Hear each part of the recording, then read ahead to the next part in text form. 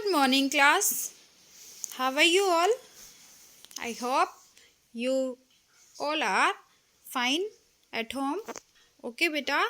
So please take out your moral values book. Enjoy living together. Okay, beta. And open page number 47, chapter number 9.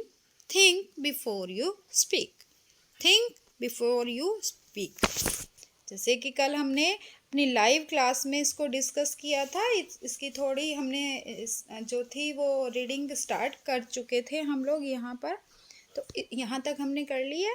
तो इस chapter में क्या है, इस chapter में है think before you speak, means बोलने से पहले सोचो। ये कल आपको बहुत अच्छे से मैंने बता दिया था। तो इसमें क्या बताया था, इसमें बताया गया था कि आप अगर कुछ बोल रहे हैं तो बोलने से पहले सोचना चाहिए। गुस्से में अगर आप हैं तो 10 तक काउंटिंग करो, तो आपका जो गुस्सा होगा, जो एंगर होगा, जब तक आपकी काउंटिंग फिनिश होती है तब तक गुस्सा आधा आप शांत हो चुके होंगे। तो गुस्सा जो होता है वो थोड़े टाइम के लिए ही होता है, इसलिए गुस्से में भी या नॉर्मल भी अगर किसी को कुछ बोल रहे हैं तो उससे पहले सोचना चाहिए कि इसका क्या हो सकता है ना। तो इसका मतलब क्या हो सकता है, इसका इफ़ेक्ट क्या हो सकता है। चलिए, अब जैसे कि आपको पता ही है कि ये जो हमारी मॉरल वैल्यू होती है, इसमें एक स्टोरी के थ्रू हम स्टडी करते हैं। थोड़ा सा पार्ट होता है, उसके बाद एक स्टोरी स्टार्ट होती है ना। चलिए, हमने किया था अपनी क्लास में यहाँ तक कल, आज हम इसको करते हैं कंटिन्यू। ठीक है, चलिए start it. Okay, let us start. और से a prayer your anger is gone. या तो आप काउंटिंग स्टार्ट कर दीजिए या फिर आप एक प्रार्थना स्टार्ट कर दिए। प्रेयर मीन्स प्रार्थना। योर एंगर, आपका गुस्सा, इज गॉन, आपका गुस्सा चला जाएगा। अगर आप काउंटिंग 10 तक स्टार्ट करेंगे और या फिर एक प्रेयर स्टार्ट करेंगे तो तब तक प्रेयर फिनिश होती है, आपका गुस्सा चला जाएगा। ठीक है। To become angry is easy but to control anger is very difficult. To become angry is easy but to control anger is very difficult. To become angry, गुस्सा होना बहुत इजी है, बहुत आसान है, बट लेकिन control anger is very difficult, क्योंकि लेकिन अपना गुस्सा कंट्रोल करना, अपने गुस्से को कंट्रोल करना बहुत ही ज़्यादा कठिन है। Remember when you are angry, remember means हमेशा याद रखो, हमेशा याद रखो। When you are angry, when you are angry, हमेशा याद रखो कि जब भी आप गुस्से में हो, जब भी आप गुस्सा हो, जब भी आप क्रोधित हो, loss charm on your face, you loss charm on your face. जब भी आप गुस्से में होते हैं तो आपका जो चेहरा होता है, वो जो एक प्यारी सी सुंदरता होती है, आपके चार्म होता है आपके फेस पे, वो चला जाता है, उसको आप खो चुके होते हैं। आप गुस्से में होते हो तो आपकी जो मांसों में अब तो होती है, एक प्यारा सा चेहरा होता है, वो गुस्से से तमतमा रहा होता है, तो आप अपना जो चार्म होता है वो खो चुके होते हैं, वो कन्वर्ट हो चुका होता है गुस्से में। गुस्से में आंखें लाल ऐसे चढ़ी चढ़ी हो जाती हैं, है ना। Your voice becomes harsh and loud. Your voice, आपका जो आवाज़ होती है, आपकी जो आवाज़ होती है गुस्से में जब आप होते हो, your voice becomes harsh and loud, आपकी जो आवाज़ होती है गुस्से में वो बहुत कठिन और तेज हो जाती है, वो बहुत हार्श, बड़ी अजीब सी, बहुत गुस्से में आप कुछ भी बोलते हो, हार्श, काफ़ी कठिन और तेज हो जाती है। ठीक है। People, you cannot control the fit of anger, repent afterwards.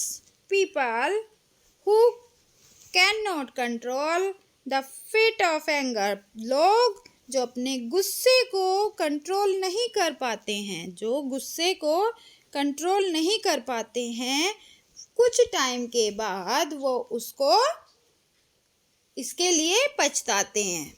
कुछ टाइम के बाद गुस्से में तो वो बोल देते हैं, लेकिन कुछ टाइम बाद उनको पछतावा होता है ना? होता है ना, गुस्से में कुछ भी बोल तो देते हैं, लेकिन बाद में लगता है कि हमें नहीं बोलना चाहिए था, हमें ये नहीं करना चाहिए था। ओके, तो प्लीज़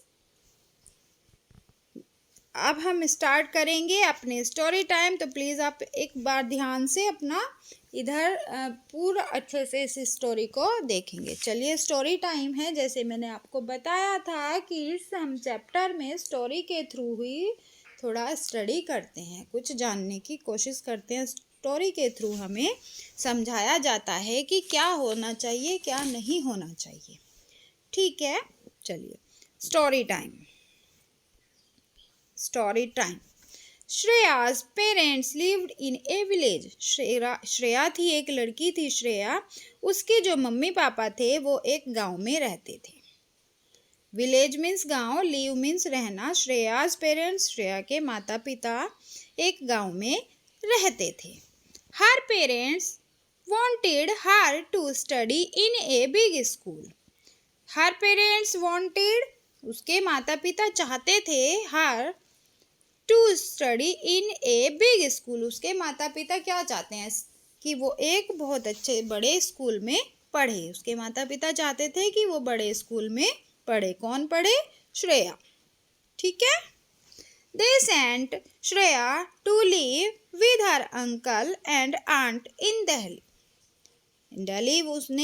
उन्होंने जो श्रेया के जो पेरेंट्स थे, उन्होंने उसको पढ़ने के लिए उसके जो चाचा चाची थे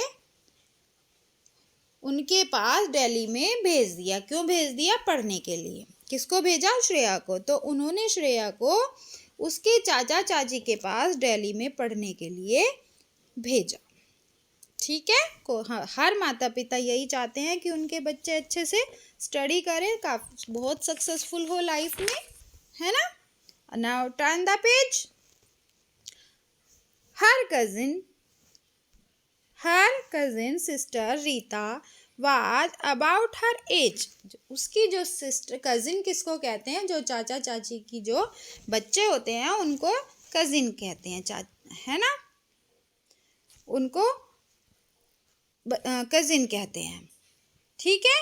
They went to the same school and studied in the same class. वो सेम एज ग्रुप के थे और वो सेम स्कूल में ही पढ़ रहे थे, सेम क्लास में थे और सेम स्कूल में थे, सेम एज के थे। क्योंकि एक ही जब बच्चे सेम एज के होते हैं तो सेम ही क्लास में होंगे और वो सेम ही स्कूल में पढ़ रहे थे। But there was a difference between the two. लेकिन वहाँ पर उन दोनों में बहुत डिफरेंस था, बहुत अंतर था दोनों में। Rita was proud of her parents wealth. Rita को जो था वो बहुत ज़्यादा घमंड था अपने पापा की जो दौलत थी, अपने पापा की जो पैसा था। क्योंकि वो शहर में रहते थे, दिल्ली में रहते थे, तो उनके पास काफ़ी सारी जो थी फैसिलिटीज़ थी। घर था बहुत अच्छा सा दिल्ली में। और जो श्रेया थी वो गांव से आई थी, वो सीधी थी, वो कम, उसके पेरेंट्स अपना हार्ड वर्क करते थे और वो अपने बच्चे को पढ़ा रहे थे, बस इतना ही था। लेकिन जो रीता थी उसको काफ़ी घमंड था अपने पापा की दौलत पर। She always considered Shreya to be lower than her. उसको क्या लगता था? रीता जो थी उसको अपने पापा की जो दौलत थी, अपने मम्मी पापा की जो दौलत थी उस पर घमंड था। और उसको हमेशा ये लगता था, वो हमेशा ये कंसिडर करती थी, वो हमेशा मानती थी कि जो उसके श्रेया जो है वो उससे काफ़ी लो है, उससे काफ़ी डाउन है। क्योंकि उसके पापा गरीब थे, वो गांव में रहते थे, उनके पास कम पैसे थे। और जो रीता थी वो शहर में रहती थी, दिल्ली में रहती थी, तो उसके पास ज़्यादा पैसा था। तो ये ज़्यादातर होता है कि लगता है बच्चों को कि हम पे ज़्यादा पैसा है, उन पे कम है, तो वो ये मुझसे कम है। उस रीता को भी यही लगता था कि श्रेया मुझसे काफ़ी लो है ना? बट ये होना नहीं चाहिए। सेम स्कूल में पढ़ रहे हो आप, तो आपके मम्मी पापा भी सेम पोजीशन पे ही होंगे सभी के, है ना, कोई भी कम ज़्यादा नहीं होता है। ओके बेटा, तो चलिए, ये एक बहुत अच्छी सी स्टोरी है, इंजॉय कर रहे हैं हम भी इसको, और आप भी शायद। तो चलिए इसको करते हैं आज यहीं तक, कल इसको कंटिन्यू करेंगे नेक्स्ट क्लास में। ओके बेटा, ठीक है, okay, thank you for today, thank you बेटा, गो थ्रू द वीडियो।